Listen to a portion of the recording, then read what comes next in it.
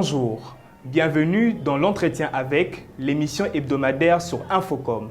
Aujourd'hui, je reçois Mathiave, qui est avocate, consultante en droit environnemental et également présidente du cabinet d'avocats Karen Chitok. Maître Mathie, merci d'être venu. Bonjour John, merci pour l'invitation.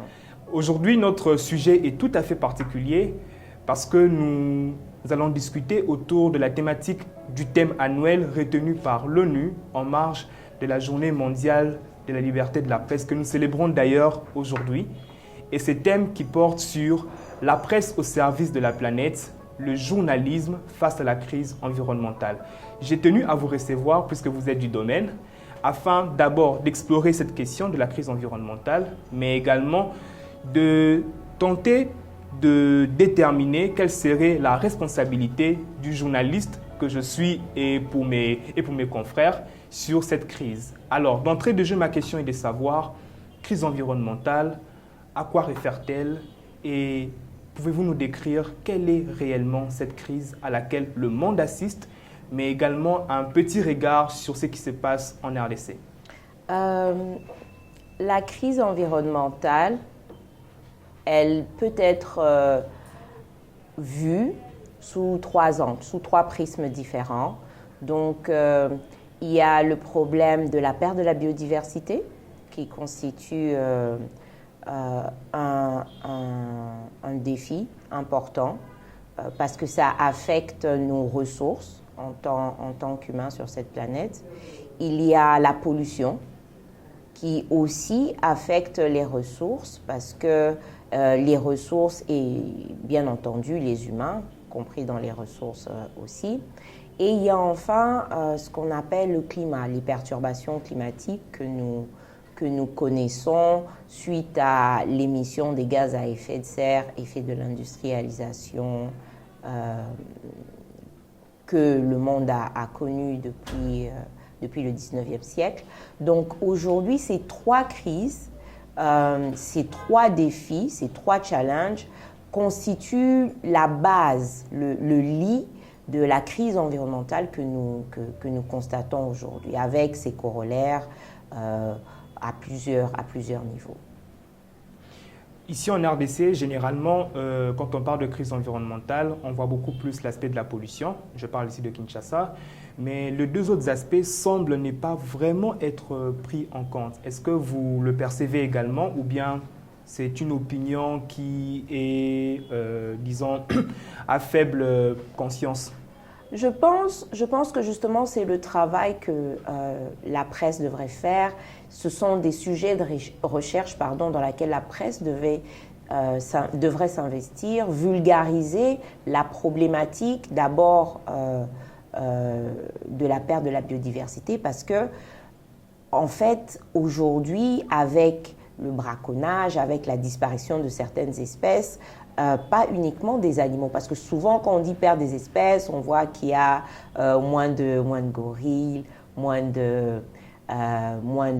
d'éléphants, et on pense que c'est uniquement, mais la flore également. Lorsque l'être humain vit dans un écosystème, donc tout ce qui est autour d'un être humain, présent dans une société, sous forme de bactéries, sous forme de plantes, sous forme d'animal, ou on peut même dire d'animaux, permet à l'homme d'évoluer dans ce système-là.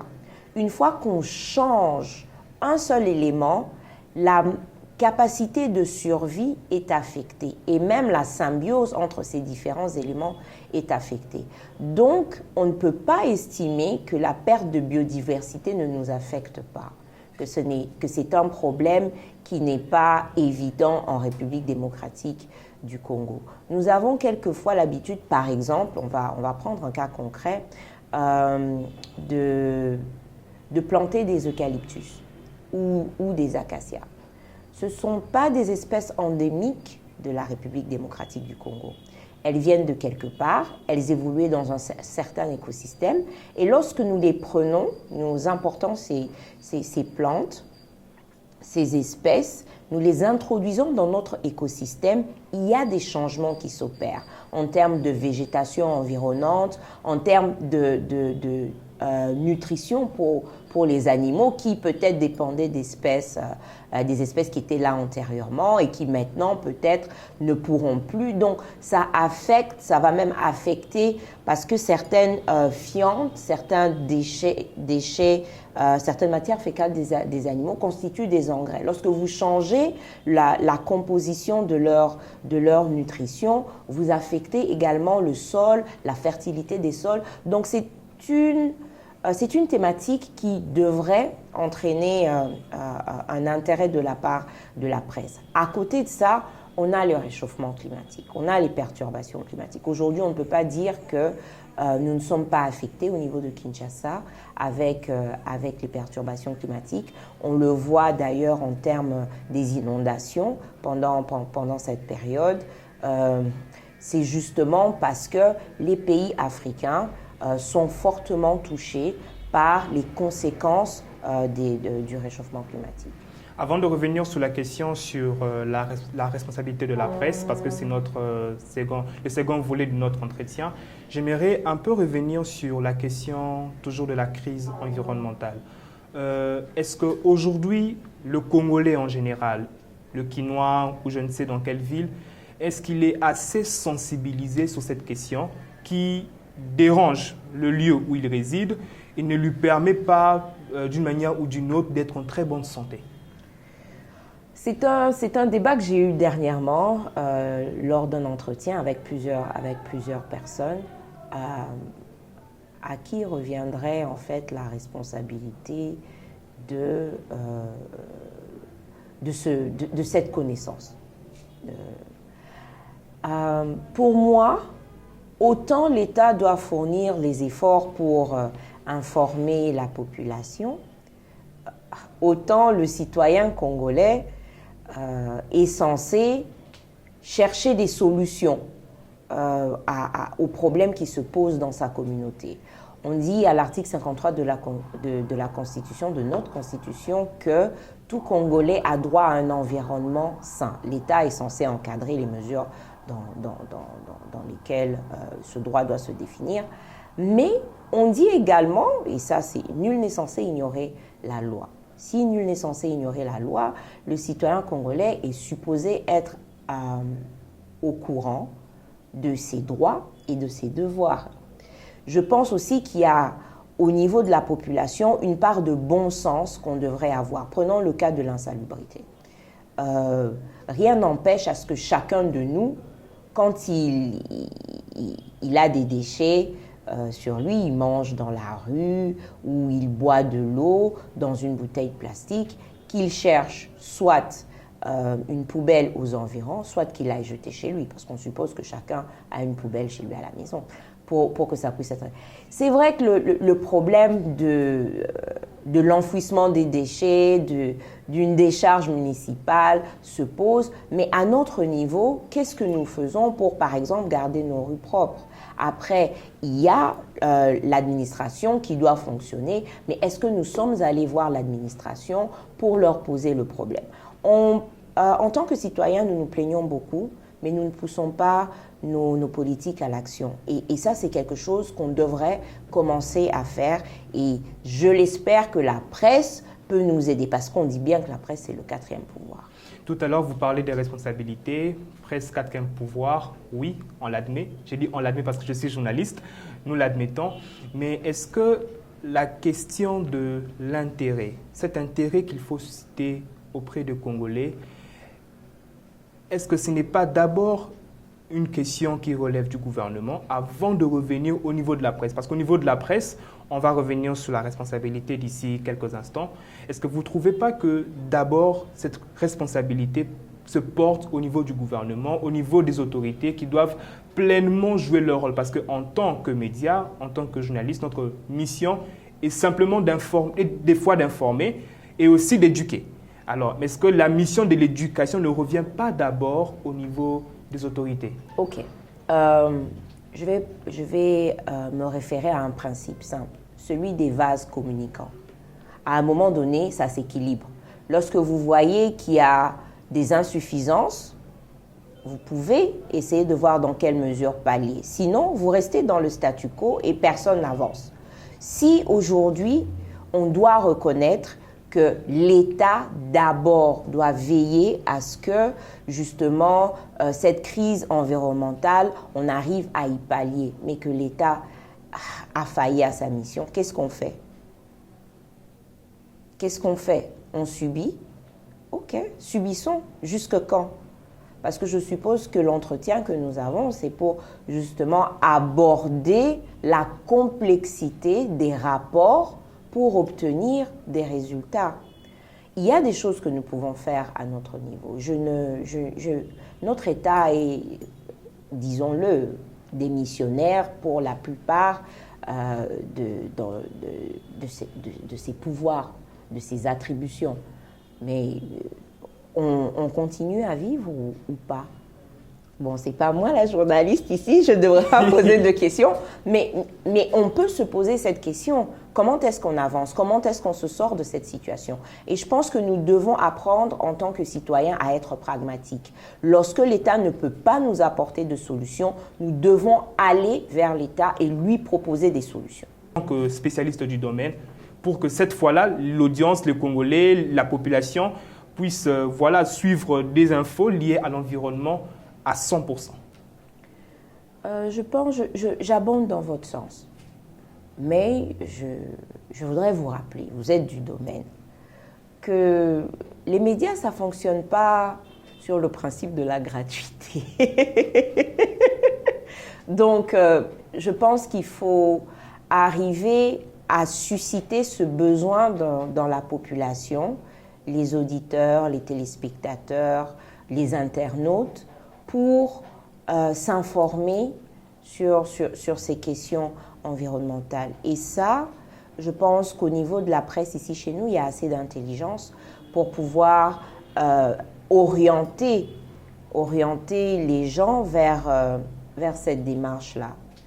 Autre chose que je voudrais quand même rappeler, c'est qu'il existe déjà des médias qui sont peut-être pas des médias en tant que tels uniquement dédiés à l'environnement. Oui, dédiés à l'environnement, mais il y a quand même quelques chaînes ou quelques émissions qui le font passer. Comment est-ce que nous rendons ce contenu-là attractif? Comment est-ce que nous nous assurons que les personnes sont sensibilisées? Parce que si vous arrivez à obtenir une grande écoute, vous pouvez capitaliser pour une publicité avec un coût plus élevé. Donc, je pense qu'à ce moment-là, on revient encore au niveau du pragmatisme où on doit arriver à trouver des solutions en fonction du contexte dans lequel nous évoluons. J'aborde avec vous mon avant-dernière question de notre entretien. Vous êtes avocate, consultante en droit de l'environnement, en droit international, je précise, de l'environnement. Oui. Vous êtes beaucoup plus proche du dossier, puisque c'est vous qui, d'une manière ou d'une autre, veillez à ce que l'environnement soit protégé du point de vue légal. Est-ce que, en tant que professionnel du secteur, vous ne trouvez pas que vous, ainsi que vos autres collègues, devez être beaucoup plus sensibles sur cette question en créant, par exemple, des médias dédiés à l'environnement? En tant qu'avocate, on ne peut pas faire le commerce. Donc, on peut agir par l'intermédiaire d'ONG, mais à ce moment-là, on doit déléguer. Et ces questions, ce sont des questions sensibles qui demandent, qui requièrent de l'expertise. D'abord, il n'y a pas beaucoup d'avocats environnementalistes au niveau de la République. On n'est pas très nombreux. Ce n'est pas encore très lucratif, il faut se le dire. Donc, même au niveau des instances judiciaires, il n'y a pas beaucoup d'affaires qui sont portées. Donc, ce droit-là, nous l'exécutons autrement. Mais moi, je crois dans les synergies. C'est malheureusement l'un des points faibles de nos compatriotes, de nous les Congolais. On évolue difficilement en synergie. Mais comme le dit ce fameux proverbe africain, qui veut aller vite va seul, qui veut aller loin avance avec les autres. Donc on doit apprendre à se mettre ensemble, on doit apprendre à se faire confiance, on doit apprendre à déléguer pour que justement la cause de la protection de l'environnement, la cause de l'environnement sain auquel tout Congolais a droit puisse être défendue, puisse être encadrée. Concluons par cette question. Vous êtes professionnel du secteur. Que pensez-vous de l'état actuel de la presse congolaise qui doit informer et éduquer les Congolais sur cette question de la protection de l'environnement? Est-ce que nous sommes assez mobilisés, nous, la presse congolaise? Bon.